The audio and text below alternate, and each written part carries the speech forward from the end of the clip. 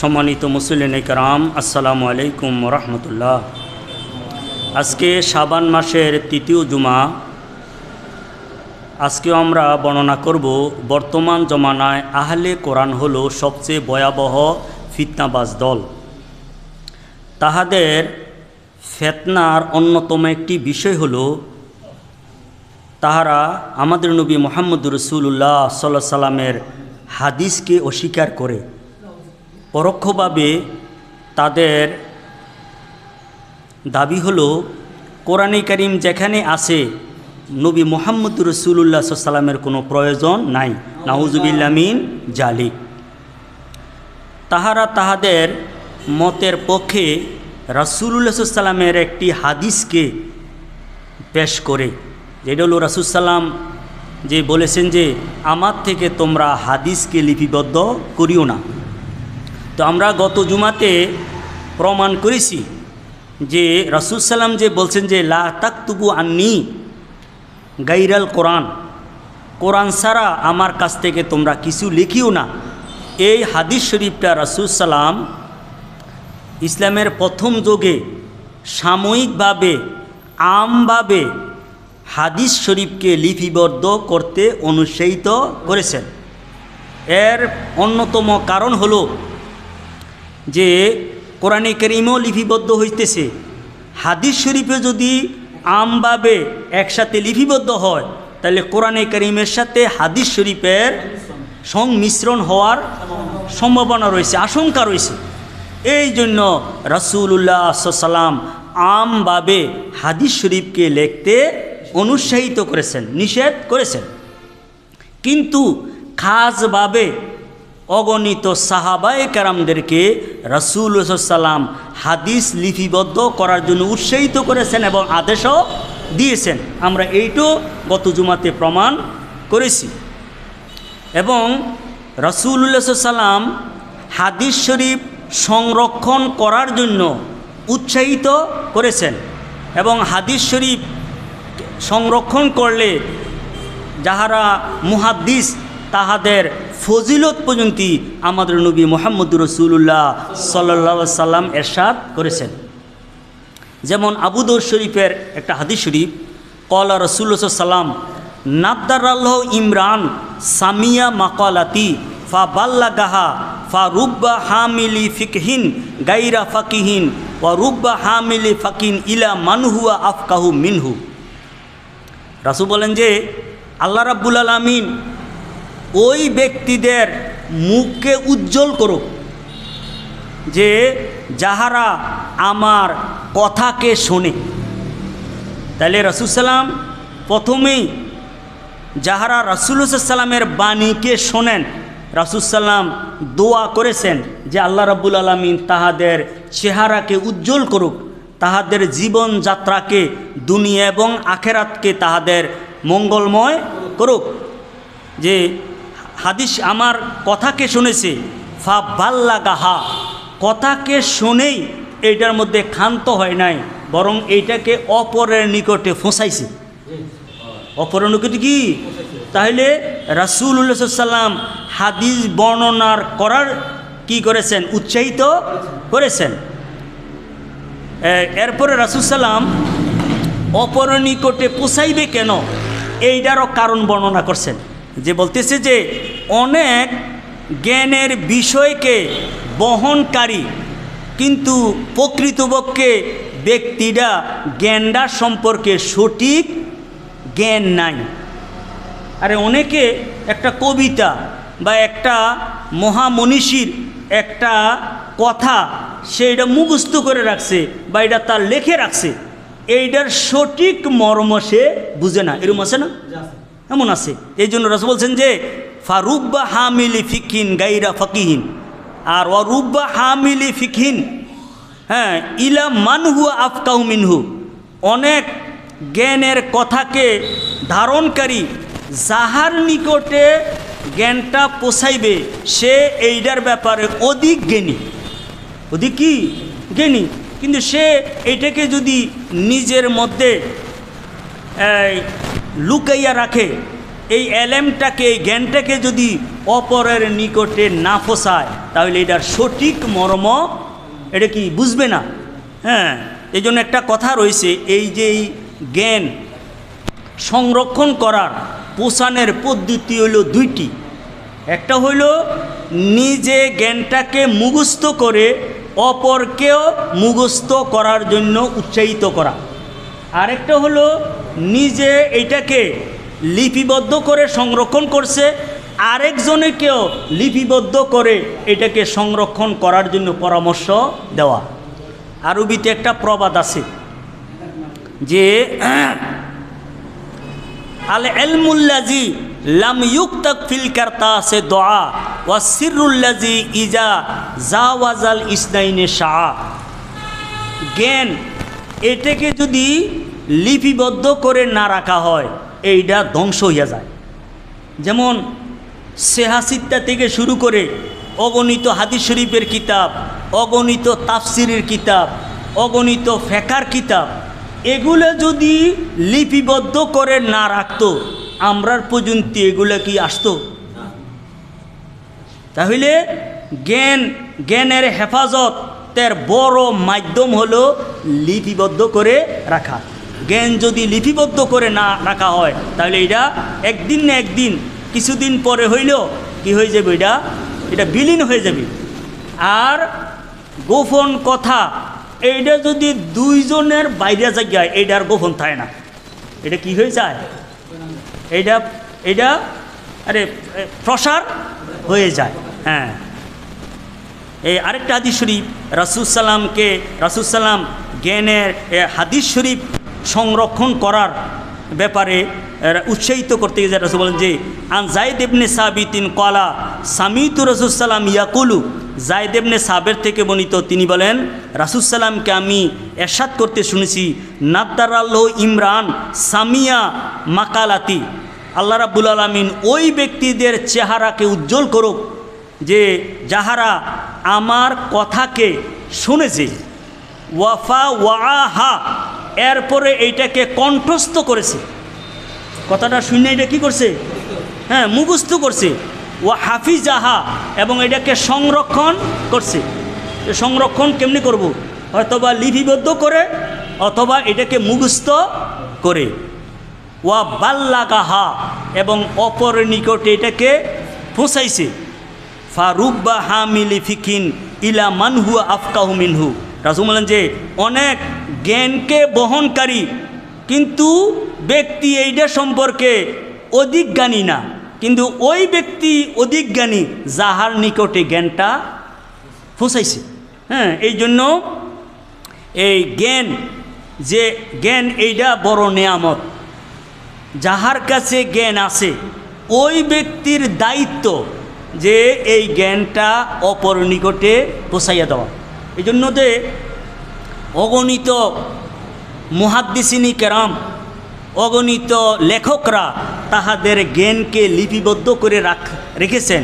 এটা এমনি রাখছেন না, কারণ হাদিস শরীফে আছে যাহারা জ্ঞানকে লুকাইয়া রাখে, এটাকে লিপিবদ্ধ করে অথবা আরেকজন লোকের প্রচার না করে, আল্লাহ রাব্বুল আলামিন তাহাকে পরকালে জাহান্নামের লেগাম পরিধান করা হবে। জ্ঞান এটা কি লুকাইয়া রাখার বিষয় নয়, বরং আল্লাহ তাআলা আপনাকে জ্ঞানী করেছে, জ্ঞান দিয়েছে, নিয়ামত দিয়েছে। এই জন্য আপনার দায়িত্ব হলো আরেকজনকে নিকটে এটাকে প্রকাশ করা, এটাকে জানাইয়া দেওয়া। যেমন ইমাম বুখারী রহমতুল্লাহ, তিনি এমন আল্লাহ তাআলা তিনিকে জ্ঞান দিয়েছে, কোনো একটা কথা যদি তিনি শুনতেন সাথে সাথে এটা মুখস্থ হয়ে যেত। এইটা কেমনে এখন বোঝা যায়? বর্তমানে তো এই হেফজ শক্তি গেছি গিয়া, কিন্তু মোবাইলেও দেখছি স্ক্যান করে যদি দেওয়া হয়, হুবহু জের জবর সারা, জের জবর সহ সব কিছু স্ক্যান করে উঠতে যায়নি। আর উড়িনি, কেমনে উঠে? এটা তথ্য প্রযুক্তির কারণে উঠে। তো এই যুগের মধ্যে জ্ঞানকে সংরক্ষণ করার জন্য বিভিন্ন কি রয়েছে, তথ্য প্রযুক্তি রয়েছে। তো যেই সময় এই তথ্য প্রযুক্তি ছিল না, আল্লাহ রাব্বুল আলামিন ওই মানুষের অন্তরকে কি করেছেন, আল্লাহ এত তথ্য এমনভাবে আল্লাহ রাব্বুল আলামিন এই তাদের অন্তরকে প্রশস্ত করে দিয়েছেন, এই জ্ঞান যেটা আসতো এটা সংরক্ষণ করে থাকতো। যেই যুগে যেই যুগে কি যেটা। আর ওই যেই সময় ইমাম বুখারী, মুসলিম বা ইমাম আবু হানিফা রাহমাতুল্লাহ, এখানে হযরত গাউসে পাক আব্দুল কাদের জিলানী, ওই যুগ তাহারা এতই যে আল্লাহ রাব্বুল আলামিনের প্রিয় ছিলেন, তাহাদের অন্তর আল্লাহ রাব্বুল আলামিন প্রশস্ত করে দিয়েছেন। এমনও মুহাদ্দিসিনে কেরামের যে রয়েছে যে কোনো কথা যদি তাহারা অমনোযোগ দিয়া শুনতো, এইটা 40 বছর মনে থাকতো। তাইলে আল্লাহ রাব্বুল আলামিন ওই যুগের মধ্যে এমন এই জকি মেধাবী ব্যক্তি যদি আল্লাহ তাআলা সৃষ্টি না করতেন, তাহলে আমাদের পর্যন্ত জ্ঞান প্রচার সম্ভব ছিল না। এখন এই আহলে হাদিসরা না বলেছে, আহলে কোরআন যারা, তাহারা একটা আপত্তি করে যে হযরত আবু হুরায়রা রাদিয়াল্লাহু তাআলা আনহু তিনি ইসলাম গ্রহণ করছেন পরে, কিন্তু অনেক হাদিস শরীফ হযরত আবু হুরায়রা রাদিয়াল্লাহু তাআলা বর্ণনা করে। তো তারা বলতে চায় এই কথাটা যে হাদিস এগুলা বানাইছে রাসূল সাল্লাম থেকে, আসলে রাসূল সাল্লাম থেকে শুনে নাই। কথা বুঝিছিনি?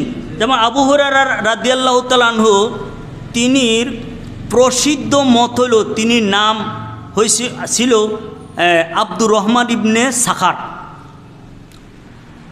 তিনি 7ম হিজরি খায়বরের যুদ্ধের সময় ইসলাম গ্রহণ করেন।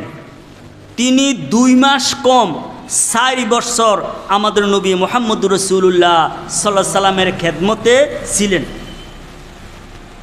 তিনি থেকে 5374 খানা হাদিস শরীফ বর্ণিত আছে। সাহাবায়ে কেরামদের মধ্য থেকে যাহারা অধিক হাদিস বর্ণনা করেছেন, তোর মধ্যে আবু হুরায়রা রাদিয়াল্লাহু তাআলা হলেন শ্রেষ্ঠ। তো এই আপত্তিটা কি জানেন? আপত্তি হইল তিনি ইসলাম গ্রহণ করছিলেন পরে, রাসূল সাল্লামের সোহবত পাইছে কম, এখন তিনি অধিক হাদিস বর্ণনা করছেন। এইটা আসলে যুক্তিযুক্ত না, বরং এই যেমন ইমাম বুখারী, মুসলিম তাহারা আবু হুরায়রারে মাধ্যম কইরা রাসূল সাল্লামের হাদিস বানাইছে, নাউজুবিল্লাহ মিন জালিক। এগুলা তাহাদের কি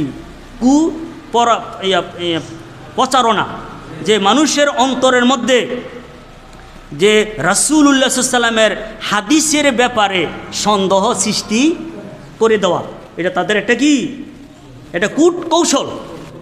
হ্যাঁ, তাইলে আবু হুরায়রা রাদিয়াল্লাহু তাআলা আনহু রাসূল সাল্লামের ইন্তেকালের পরেও 49 বছর তিনি জীবিত ছিলেন। কত বছর? তো এখন একটা কথা বলতেছি, তো রাসূল সাল্লামের ইন্তেকালের পরে তিনি 49 বছর হায়াতে মুবারাকা পেয়েছেন।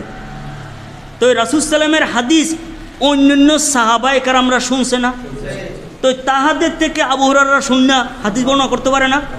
হ্যাঁ, এরপরে 78 বছর তিনি জীবিত ছিলেন। এখন কত হলো যে আবু হুরায়রা রাদিয়াল্লাহু তাআলা আনহু ইসলাম গ্রহণের রাসূল সাল্লামের সোহবতের সময় হইল কম, কিন্তু তিনি হাদিস অধিক বর্ণনা করার একাধিক কারণ রয়েছে। এক নম্বর কারণ হলো যে দুআউর রাসূল সাল্লাম লাহু বেকুয়াতিল হেফজে, আমাদের নবী মুহাম্মদুর রাসূলুল্লাহ সাল্লাল্লাহু আলাইহি ওয়াসাল্লাম আবু হুরায়রা রাদিয়াল্লাহু তাআলা আনহুর হেফজ, হ্যাঁ, যে মুখস্থ শক্তির জন্য আল্লাহ রাব্বুল আলামিনের নিকটে দোয়া করেছেন। তো এই রাসূল সাল্লাম কেমন ব্যক্তি? যেই ব্যক্তির ব্যাপারে বুখারী শরীফ আছে ইন্নামা আনা কাসিমুন ওয়াল্লাহু ইউতি, রাসূল সাল্লাম হলেন কি বন্টনকারী আর আল্লাহ হইলেন দেনেওয়ালা। তাহলে রাসূল সাল্লাম যদি এলেম কাউকে দিয়ে দেয়, বন্টন করে কি দিয়ে দেয়, এরপরও মনে হয় আমাদের আপত্তি আছে, নাউজুবিল্লাহ। হ্যাঁ, আহলে কোরআন যাহারা ভ্রান্ত তাহাদের আপত্তি থাকতে পারে। যে আন্না আবু হুরায়রা দা আল্লাহ কায়লান, আবু হুরায়রা রাদিয়াল্লাহু তাআলা আনহু একদিন তিনি এই বলে দোয়া করলেন, আল্লাহুম্মা ইন্নী আসআলুকা মা আসআলাকা সাহিবিয়া ওয়া আসআলুকা ইলমান লা ইউনসা। তিনি দোয়া করলেন, হে আল্লাহ, আপনার সাথী, আমার সাথী মুহাম্মদ সাল্লাল্লাহু আলাইহি ওয়াসাল্লাম আমার ব্যাপারে যা চায় এইটা আপনার কাছে চাই, এবং এমন জ্ঞান চাই যেইটা আমি না ভুলি। ফা আম্মানান নবী সাল্লাল্লাহু আলা দোয়াইহি, অতঃপর নবী মুহাম্মদ রাসূলুল্লাহ সাল্লাম ওই আবু হুরায়রা যে দোয়াটা করছেন, আমাদের নবী সাল্লাল্লাহু আলাইহি ওয়াসাল্লাম এটাকে আমিন বলছেন, হে আল্লাহ আপনি এটা কবুল করে দেন। আরেকটা হলো যে এই আবু হুরায়রা রাদিয়াল্লাহু তাআলা আনহু তিনি রাসূল সাল্লামের হাদিস শরীফগুলোকে মুখস্থ করার জন্য চেষ্টা বেশি করতেন। হাদিস শরীফ আছে যে আবু হুরায়রা বলেন, জাজাতুল লাইলা সালাসাতা আজ্জা, কয় আমি রাত্রকে 3 ভাগ করতাম, সুলুসান উসাল্লি, 1 ভাগের মধ্যে নামাজ পড়তাম, আর সুলুসান আনামু, রাত্রের 1 ভাগ ঘুমাইতাম, ওয়া সুলুসান আসকুরু ফিহিল হাদিসা রাসূলুল্লাহ সাল্লাল্লাহু আলাইহি ওয়াসাল্লাম, আর রাত্রের 1 অংশের মধ্যে রাসূলুল্লাহ সাল্লাল্লাহু আলাইহি ওয়াসাল্লামের হাদিসগুলোকে আমি পর্যালোচনা করতাম, এগুলো যেন ভুলে না যায়। আরেকটা হলো আবু হুরায়রা রাদিয়াল্লাহু তাআলা আনহু তিনি এমন এক ব্যক্তি, তিনি রাসূলুল্লাহ সাল্লাল্লাহু আলাইহি ওয়াসাল্লামের সাথে সব সময় লেগে থাকতেন। তিনি বিবাহ করছেন কি না এটা নিয়েও মতনৈক্য আছে। যে দিন থেকে ইসলাম গ্রহণ করছেন ও দিন থেকে রাসূল সাল্লাম যেখানে যে গিয়েছেন, হ্যাঁ, যেই অবস্থায় আছিলেন ওই অবস্থায় হযরত আবু হুরায়রা রাদিয়াল্লাহু তাআলা আনহু রাসূল সাল্লামের সাথী ছিলেন। অন্যান্য সাহাবারা এইটা কোনো সম্ভব হয় নাই, কারণ তাদের সংসার আছে, এই ছেলে সন্তান আছে না, দুনিয়াবি অন্য কাজে। কিন্তু আবু হুরায়রা রাদিয়াল্লাহু তাআলা আনহু এইটা করেন নাই। এই আবু হুরায়রা রাদিয়াল্লাহু তাআলা আনহু যে অধিক হাদিস বর্ণনা করছেন, এটার কারণটা মূল কি, স্বয়ং আবু হুরায়রা রাদিয়াল্লাহু তাআলা আনহু নিজেও বর্ণনা করেছেন। যেমন বুখারী শরীফ 7354 নম্বর হাদিস হিসেবে রয়েছে, কালা আবু হুরায়রা বলেন যে ফাকালা ইন্নাকুম তাজআমুনা আন্না আবু হুরায়রাতা ইউকসিরুল হাদিস আলা রাসূলুল্লাহ সাল্লাল্লাহু আলাইহি ওয়াসাল্লাম, যে বলতেছে আবু হুরায়রা যে তোমরা ধারণা করো যে আবু হুরায়রা রাসূল সাল্লামের হাদিস বেশি বর্ণনা করে। ওয়াল্লাহুল মাউইদু, যারে তিনি একটা কথাটাকে দৃঢ় করে বলছেন, আল্লাহ হইলেন এমন এক সত্তা যিনির কাছে মিলিত হইতেইব, আল্লাহর কাছে যাওয়া লাগবো নি, সবাই যাইতেইব।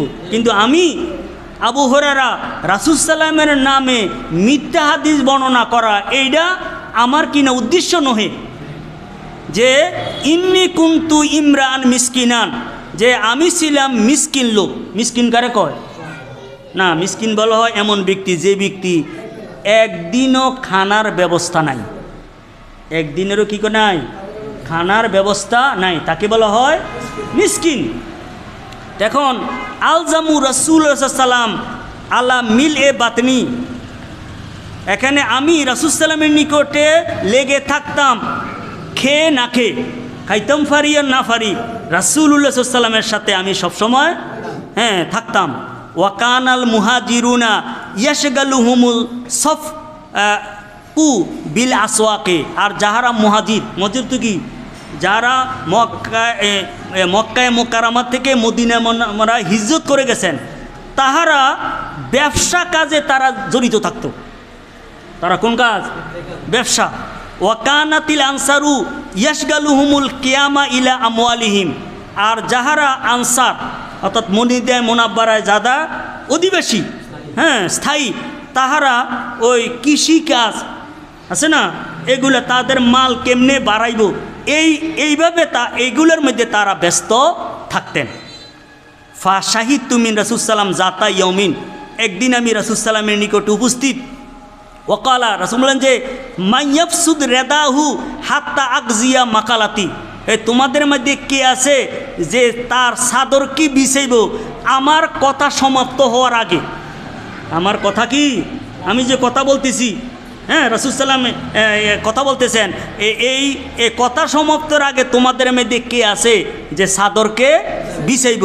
হ্যাঁ সুম্মা ইয়াকবিজহু, এরপরে এই চাদরটাকে সে গুটাইয়া নিবে, অর্থাৎ সে এটাকে জড়ো করে তার ইয়ার মধ্যে সিনার মধ্যে এটাকে রাখবে। ফালাম ইয়ানসা শাইয়ান সামিয়াহু মিন্নি, তাহলে এই ব্যক্তি আমার থেকে যাহাই শোনে সে কখনো আর ভুলবে না।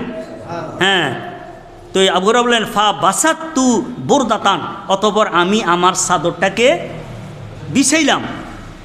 হ্যাঁ, কানাত আলাইয়া, যেই চাদরটা আমার কাছে ছিল।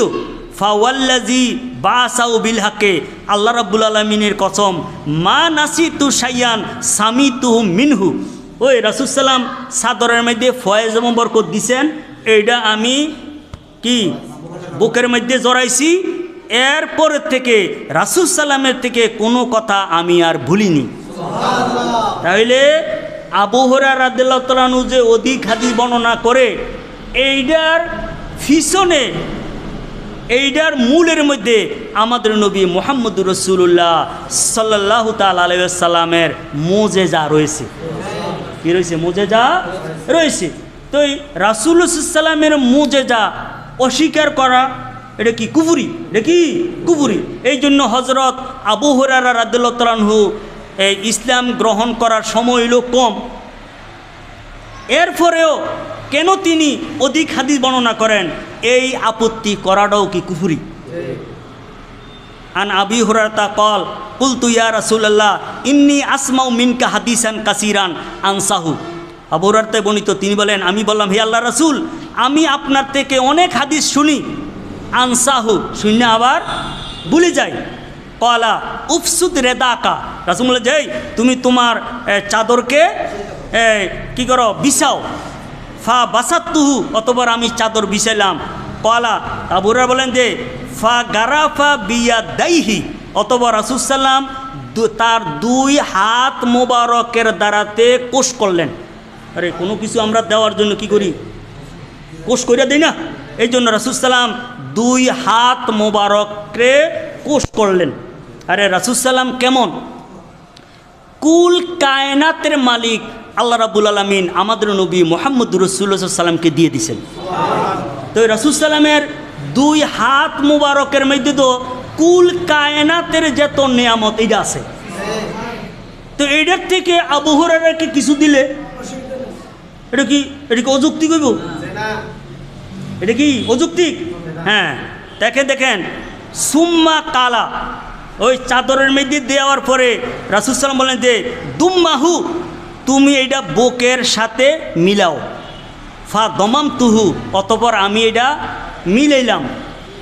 ফামা নাসিতু শাইয়ান বাদাহু, এরপরে থেকে আমি কোনো কিছু ভুলি না। সুবহানাল্লাহ। এই হাদিসটাও বুখারী শরীফ 119 নম্বর হাদিসে আছে। তো আপনারা কেউ মনে করতে পারেন যাহারা আহলে কোরআন তারা তো হাদিসে মানে না, তো এখন বুখারী শরীফ কইয়া লাভ আসেনি? হ্যাঁ, তারার লাগিয়া কই না। তারা যে আমাদের ইমানকে, রাসূল সাল্লামের সম্পর্কে আমাদের যেই আকীদা, হাদিস শরীফ সম্পর্কে যে আকীদা, তারা কি করতেছে? এগুলাকে আমাদের ইমান আকীদাকে নষ্ট করতেছে। এই জন্য আমরা এই সমস্ত কথাগুলা জেনে ওই তাহারা যেই করে আপত্তি করে এইটার অ্যান্টি ভাইরাস হিসেবে যেন কাজ করে, তারারে রক্ষা করার লাগিয়া না। কারারে রক্ষা করার লাগিয়া? আমরা নিজেদেরকে ইমান আমলকে রক্ষা করার জন্য। আরও রয়েছে আনিল আরাজে আন আবি হুরায়রা ক্বালা ইন্নান নাসা ইয়াকুলুনা আকসারা আবু হুরায়রা। আরাজ তিনি আবু হুরায়রা থেকে বর্ণনা করছেন। তিনি বলেন যে লোকেরা বলতো যে আবু হুরায়রা অধিক হাদিস বর্ণনা করে। তাহলে বুঝে গেল আহলে কোরআনরা এটা আপত্তি কইরা আরে এটাকে সমালোচনা করে আবু হুরায়রার হাদিস কি করে, কিন্তু সাহাবায়ে কেরামরা আশ্চর্য হইয়া করত যে তিনি কিভাবে ইসলাম গ্রহণ করার সময় হইল কম, হাদিস বেশি বর্ণনা করেন। তাহলে সাহাবায়ে কেরামরাও মধ্যে এইটা কি হইতো, আলোচিত হইতো। হ্যাঁ, ওয়ালাউলা আয়াতানে ফি কিতাবিল্লাহে মা হাদ্দাস্তু হাদিসান। আবু হুরায়রা বলেন কোরআনে কারীমের 2টা আয়াত যদি না হইতো তাহলে আমি একটা হাদিসও আমি বর্ণনা করতাম না। হাদিস যে বর্ণনা করি এটা এমনি করি না, বরং আল্লাহ রাব্বুল আলামিনের নির্দেশ যে তোমরা যে জ্ঞান পেয়েছো এইটাকে লুকাইয়া রাখো না। লুকাইয়া যদি রাখো তাহলে তোমাদের জন্য কি রয়েছে, দুনিয়া এবং আখেরাতে তোমাদের জন্য লানত রয়েছে। তো এই কোরআনে কারীমের আয়াত 2টি হলো সুমাইয়াতু তিরিতাল ইন্নাল্লাযীনা ইয়াকতুমুনা মা আনজালনা মিনাল বায়িনাত, নিশ্চয় যাহারা আমি যে সমস্ত বিধানাবলী নাজিল করি এগুলাকে গোপন করে রাখে, ওয়াল হুদা এবং হেদায়েত, মিন বাদে মা বায়্যানাহু লিন-নাস, হ্যাঁ ফিল কিতাবে, কিতাবের মধ্যে বর্ণনার পরেও মানুষের জন্য কিতাবের মধ্যে বর্ণনার পরেও যাহারা এগুলাকে গোপন করে রাখে, উলাইকা ইয়ালআনুহুমুল্লাহু, তাহারা এমন ব্যক্তি যাহাদেরকে আল্লাহ তাআলা লানত দেন, ওয়ায়ালআমুহু হুমুল লাইনুন, এবং যাহারা লানত দেওয়ার তাহারাও লানত দেয়। কারণ দেখবেন কোনো একজন জ্ঞানী, তিনি জ্ঞান অর্জন করছে, তিনি জ্ঞানটাকে যদি জনগণের কল্যাণে না লাগায় তাহলে আমরাও তো কই যে বড় আলেম হইছে, কিন্তু তিনি তো কোনো আমাদের কোনো কাজে আসলেন না, তার প্রতি মানুষের ক্ষোভ আসেনি। হ্যাঁ, ইল্লাল্লাযীনা তাবু আসলাহু ওয়া বায়্যানু ফাউলাইকা আতুবু আলাইহিম ওয়া আনা তাওয়াবুর রহিম। সূরা বাকারার 159 এবং 60 নম্বর আয়াতের মধ্যে আল্লাহ রাব্বুল আলামিন এলেমকে গোপন করে রাখা এইটা অপরাধ এবং এইটা দুনিয়া এবং আখেরাতে লানতের কারণ। এই জন্য আবু হুরায়রা বলেন যে আমি যে হাদিস বর্ণনা করি এইটার পিছনে কারণ হইল এই আল্লাহ রাব্বুল আলামিনের কালামে পাক। ওয়া ইন্না ইখওয়ানানা মিনাল মুহাজিরিনা কানু ইয়াশগালুহুমুস সফকু বিল আসওয়াক, আর আমার ভাই যাহারা মুহাজির তাহারা ব্যবসা কাজে ব্যস্ত। আর ওয়াইন ইখওয়ানানা মিনাল আনসার, আর আমার ভাই যারা আনসার তারা কানা ইয়াশগালুহুমুল আমালু ফি আমওয়ালিহিম, তারা তাদের মালের কাজের মধ্যে কি ব্যস্ত, ওই কি খেতি কাষ্ট বা পশু চারণ আছে না, এগুলো তো প্রয়োজন রয়েছে।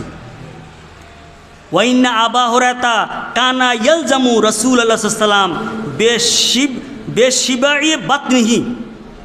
তে আবু হুরায়রা রাদিয়াল্লাহু তাআলা আনহু তিনি এমন ব্যক্তি যিনি এই অল্প তুষ্টি থেকে রাসূলুল্লাহ সাল্লাল্লাহু আলাইহি ওয়াসাল্লামের সাথে সবসময় থাকতেন। সবসময় কি থাকতেন, এক বুখারী শরীফে একটা হাদিস শরীফ আছে, তিনি একদিন এই খিদায় তাড়না এত ছিলেন, ক্ষুধার্ত ছিলেন, তিনি মাটির মধ্যে গড়াগড়ি করেন। তো লোকেরা মনে করছে না জানি মিগি রোগ, কী রোগ, এই জন্য তিনি রে ফারানো বা ইয়েটিয়ে করতেছে। এরপরে তিনি এই যে অবস্থা হয়েছে, তিনি এর আগে কয়েকজন সাহাবার রাদিয়াল্লাহু তাআলা আনহুমের সাথে সাক্ষাৎ হয়েছে। সাক্ষাৎ হওয়ার কারণে কোরআনে কারীম তেলাওয়াত করছেন।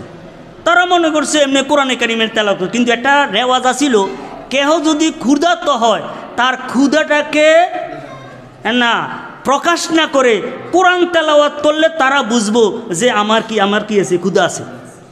কিন্তু অন্যান্য সাহাবায়ে কেরাম কিছু বুঝলেন না।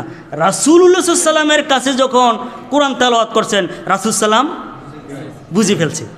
এরপরে তিনিকে বাড়িতে নিয়ে গেছে, এক পেয়ালা আসিল কি দুধ। তো আবু হুরায়রা বলে যে রাসূল সাল্লাম বলেন যে আরও যারা আছে তারা সবাইরে কি করো, আহলে সুফার মধ্যে আছে তাদেরকে ডাকি আনো। কি করার জন্য? দুধ পান করার লাগে। তো আবু হুরায়রা বলেন যে ফেয়ালার মধ্যে যে দুধ, এটা আমারে দইতো না। এখন কি করতেছেন রাসূল সাল্লাম? অন্যান্য সাহাবায়ে কেরামকে আমারে কইতেছে দাওয়াত ধরে আইছি, হ্যাঁ, অনেক সাহাবা আইছে। তো আবু হুরায়রা দিছে ফান করার জন্য, পরিবেশনের জন্য। তো তিনি কি করেন? এক এক সাহাবাকে পরিবেশন করতেছে। তো তিনি বলেন যে সকলে ফান করছে, ফেলার মধ্যে দুধ আগের পরিমাণে রয়েছে। আমিও ফান করছি, রাসূল সাল্লাম পান করছেন, এটা কি হয় নাই? শেষ হয় নাই। সুবহানাল্লাহ। তো এই জন্য মনে করেন যে কত যে কি ছিলেন, তিনি ক্ষুধার্ত ছিলেন। এই জন্য জ্ঞান বড়া ভেড়ে আইয়ে না। যাহারায় বড় জ্ঞানী হয়েছে, বেশি এই ধনী ব্যক্তির যারা আছে তারা এলমে দ্বীনের বড় জ্ঞানী হয় নাই, তারা হয়েছে আরে যারা অভাবী।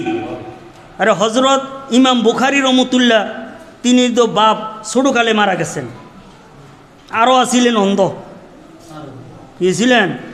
মার দোয়ার কারণে তিনি কি হয়েছেন? হজরত ইব্রাহিম আলাইহিস সালাম আইয়া তিনি চক্ষু মুবারকের মধ্যে হাত বোলাইয়া কি হয়ে গেছে জ্ঞান, তিনি দৃষ্টিশক্তি পেয়েছেন।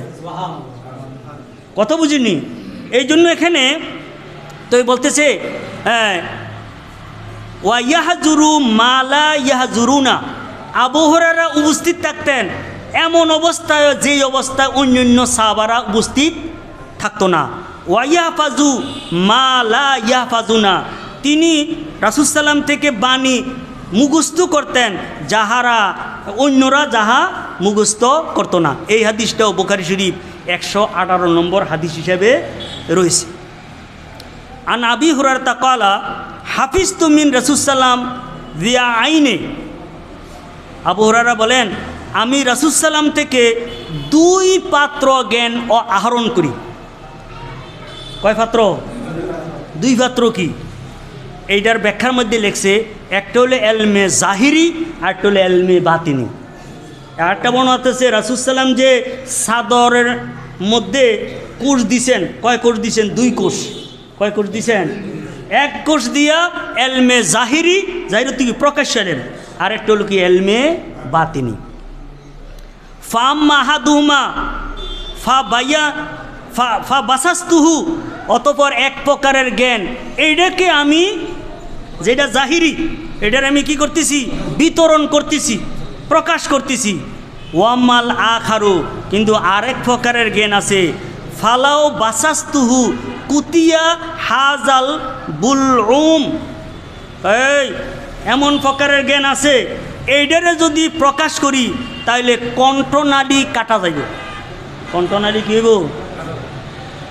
এই জন্য আবু হুরায়রা রাদিয়াল্লাহু তাআলা আনহু তিনি দোয়া করতেন, হে আল্লাহ, যে অল্প বয়স্ক ব্যক্তির শাসন থেকে আমি তোমার কাছে ফানা চাই। এইটা দ্বারাতে ইঙ্গিত হলো হজরত আবু হুরায়রা রাদিয়াল্লাহু তাআলা আনহু যে রাসূল জানতেন ওই যে এলমে জাহিরি একটা এলমে বাতিনি, বাতিন হিসেবে তিনি জানতেন যে এজিদ ছোট বয়সের ব্যক্তি, সে কি আসবো? ক্ষমতা আসবে। আইসা ফেতনা হয়েছে না? এমন ফেতনা যে হয়েছে যে এই ফেতনার মধ্যে অনেক সচেতন ব্যক্তি পর্যন্ত বিপদগামী হয়ে গেছে। এই জন্য তিনি দোয়া করছেন, হে আল্লাহ, যে আমি এই 60 হিজরির থেকে আপনার কাছে আমি ফানা চাই। ঠিকই এই এজিদ ক্ষমতা এসে কোন সালে? 60 হিজরি। হজরত আবু হুরায়রা রাদিয়াল্লাহু তাআলা আনহু 59 হিজরিতে তিনি ইন্তেকাল করেছেন। তো এখন এই যে আবু হুরায়রা বলছে যে আমি রাসূল সাল্লাম থেকে এই জ্ঞান দোনোটা পাইছি কার থেকে? কেউ তো কব যেটা সেটি কইছে, জ্ঞান আইব কোন থেকে? আল্লাহ না দিব? কে দিব? আল্লাহ দিব না? তো আসলে জ্ঞান তো আল্লাহ দিবেন, কিন্তু এই জ্ঞানটাকে বিতরণের জন্য মাধ্যম হলো আমাদের নবী মুহাম্মদ রাসূলুল্লাহ সাল্লাল্লাহু আলাইহি ওয়াসাল্লাম। দেখেন একটা সহজভাবে এটাকে আজকে সকালে একটা ভিডিও দেখে আমার একটা ইয়া লাগছে, এই আরেকজনে ফাটাইছে। একজন ব্যক্তি খানা জেফত করে না, যিনি খানা জেফত ব্যবস্থা করেন মালিক, তিনি কি পরিবেশন করে, হাজার হাজার লোক ইয়ে করেন, এগুলোর জন্য কি করে? আরে খাদিমদার সে পরিবেশনকারী নিয়োগ করে না?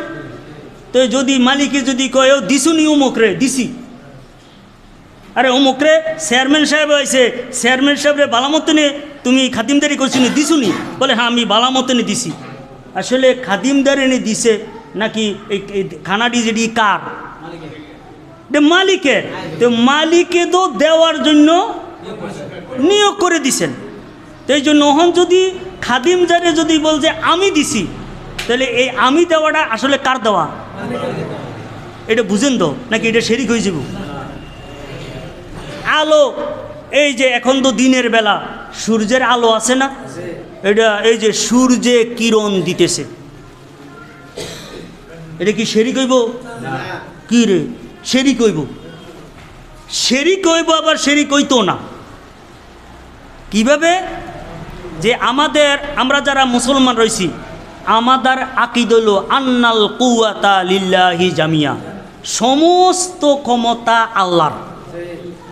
লিল্লাহি মা ফিস সামাওয়াতি ওয়া মা ফিল আরদ, আসমান জমিনে আল্লাহর সৃষ্টির মধ্যে যা আছে সমস্তের একমাত্র মালিক আল্লাহ। এই আকীদা রাখে যদি কেহ বলে যে সূর্যের আলো, এটা অসুবিধা নাই। কারণ আমাদের আকীদা হলো যে সূর্যের যে আলোটা এটা তার ব্যক্তিগত না, এই আলোটার সৃষ্টিকারী আল্লাহ তাআলা। এই আল্লাহ তাআলা না? আবার সূর্যের আলো নাই এইটা যদি বলা হয়, এইটাও তো কি হইব? আল্লাহর নেয়ামতের স্বীকৃতি। সূর্যের মধ্যে আলো দিয়ে দিছেন না, তাহলে সূর্যের আলো আছে, এই আছে, এইটা তার সূর্যের তার কিনা নিজস্ব কোনো আলো না, এইটার সৃষ্টিকারী আল্লাহ তাআলা। এইটা মনে করে যদি কেউ সূর্যের আলো বলে, এতে অসুবিধা নাই। যেমন আকায়েদের কিতাবে একটা মাসালা আছে, কোনো একজন মুমিনে যদি বলে আম্বাতার রবিউল বাকলা, বসন্তকালের বৃষ্টিতে ফসল ভালো হয়েছে, এই কথাটা যদি কে কয়, কোনো মুমিন ব্যক্তি বলে, কয় এটা ইমানদারি কথা। কারণ মুমিনে জানে বসন্তকালের বৃষ্টিতে ফসল দেয় না, বরং বসন্তকালের বৃষ্টিটা হলো ফসল হওয়ার মাধ্যম। প্রকৃতপক্ষে ফসল দেন কে? আল্লাহ তাআলা। হুবহু এই কথাটা যদি কোনো মুশরিকে কয়, তাহলে এটা কুফরি কত হইব। কারণ তার আকীদা হইল বৃষ্টিটা কি করে? ফসল দেয়। এইটার মধ্যে আল্লাহ যে নিহিত আছে, এইটা তার কি নাই? আকীদা নাই। যে কথাটা যেটা ওই ইয়ারে এক লোকে কইতেছে যে বালাগাল উলা বিকামালিহি কাশাফাত দুজা বিজা মালিহি, তো কয় যে আমি এটা কই না, কয় এটার মধ্যে শরিক আছে। কেমনে? কয় বালাগাল উলা বিকামালিহি, এটা শাব্দিক অর্থ হলো যে রাসূল সাল্লাম উচ্চ মর্যাদায় পৌঁছেছেন। বালাগাল উলা বে কামালিহি, তাহার কামালের দ্বারা। তার কি এখানে রাসূল সাল্লামের যে কামালিয়ত, রাসূল সাল্লামের যে জামালিয়ত, কামালিয়ত, যে সৌন্দর্য, হ্যাঁ পরিপূর্ণতা, এইটার দ্বারা।